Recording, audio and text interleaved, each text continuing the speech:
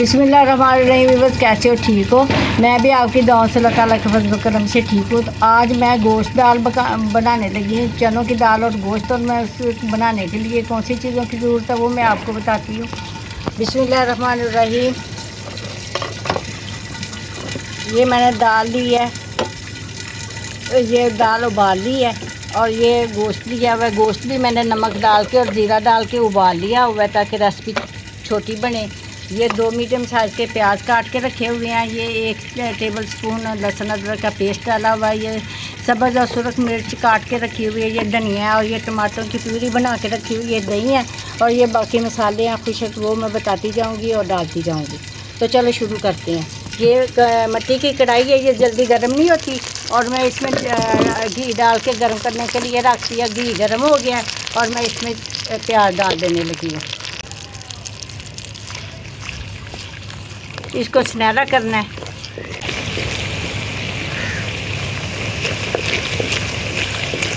और मिट्टी के बर्तन में बड़ा मज़ेदार खाना बनता है।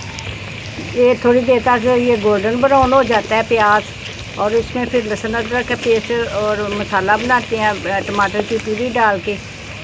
तो ये मिट्टी के बर्तन में बड़ा मज़ेदार सालन बनता है। और दाल इसलिए और गोश्त इसलिए उबाल दिया था कि वीडियो ज़्यादा लंबी हो जानी थी। प्लीज़ आप मेरी वीडियो पूरी देखा करो, स्किप ना किया करो, इस तरह रेसिपी का पता नहीं चलता। इसमें मैं दालचीनी का टुकड़ा डालने लगी हूँ, बादियान का फूल आधा, और एक बड़ी इलायची। इसका भी जो है ना वो असर इसमें निकलेगा प्याज में। तो ब्राउन हो जाता है तो फिर मैं आपको दिखाती हूँ कि लहसुन और अदरक का पेस्ट कब डालना है। ब्राउन हो गया। अब मैं लहसुन, ये 1 टेबल स्पून है लहसुन अदरक का पेस्ट वो मैं डाल देने लगी हूँ।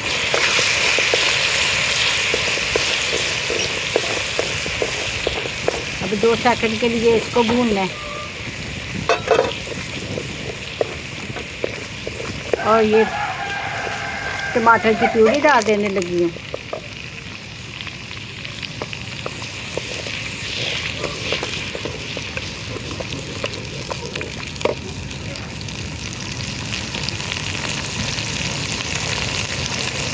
और बाकी आप मसाले डालते हैं।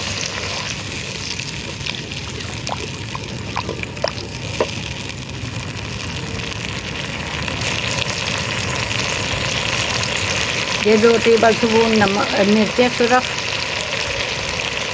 टीस्पून, सॉरी टीस्पून, 2 टीस्पून सुरख मिर्च, ½ टीस्पून हल्दी,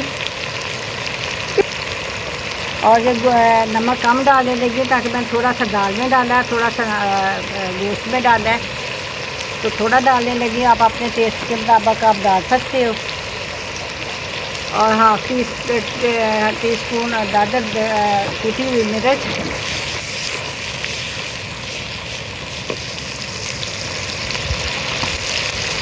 डेढ़ टेबल स्पून कूटा हुआ धनिया,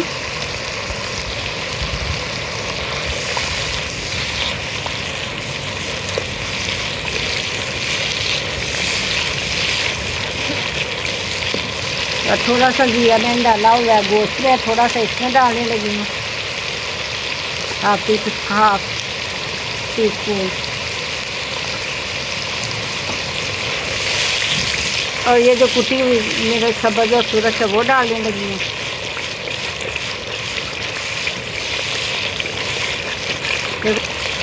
ये मैंने सब्ज़ मिर्चें तोड़ के और धो के अच्छी तरह काट के तो रखी हुई थी।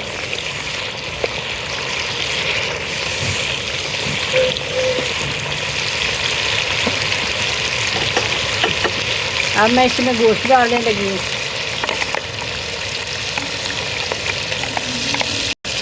ये थोड़ी सी यखनी बच गई वो मैं बाद में डालूँगी।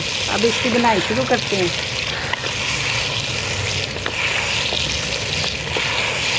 अच्छी तरह इसकी बनाई करते हैं।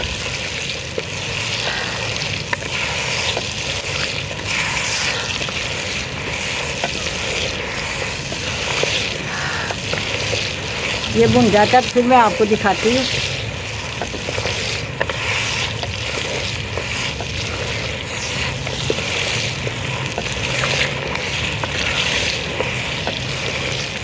अच्छी तरह इसको भूनना है। भूनने में कोई कंप्रोमाइज़ नहीं है।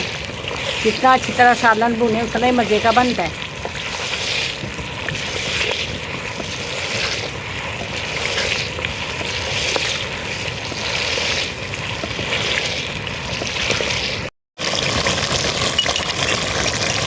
ये दही मैंने फेंट ली है।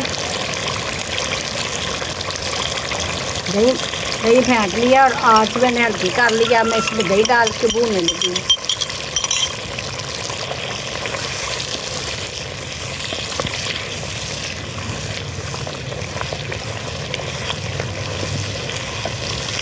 मैं बार बार कहती हूँ नमक मिर्च आप अपनी मर्ज़ी अपने टेस्ट के मुताबिक डाल सकते हो। इसमें भी मैं सारा दाल डाल के फिर मैं नमक चखूँगी। अगर मुझे ज़रूरत पड़ी तो मैं डालूँगी।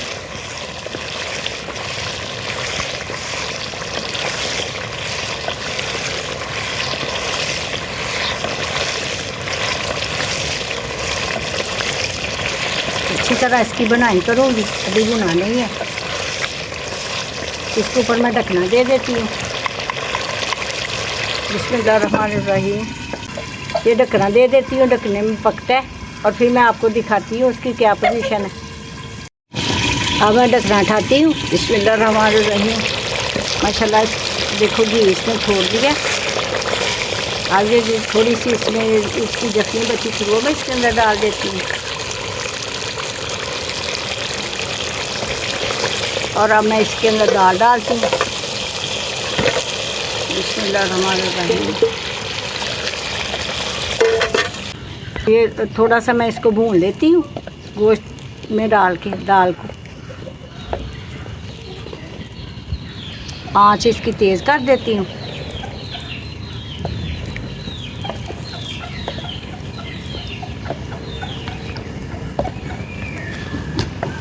लो जी 3-4 मिनट हो गया इसको मैंने जो भूनते। अब मैं हल्की आंच पे इसको दम देती हूँ, फिर मैं आपसे मिलती हूँ।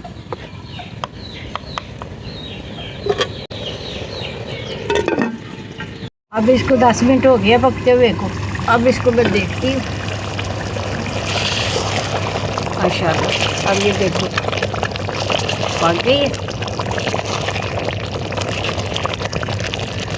अब इसको डिश आउट करते हैं।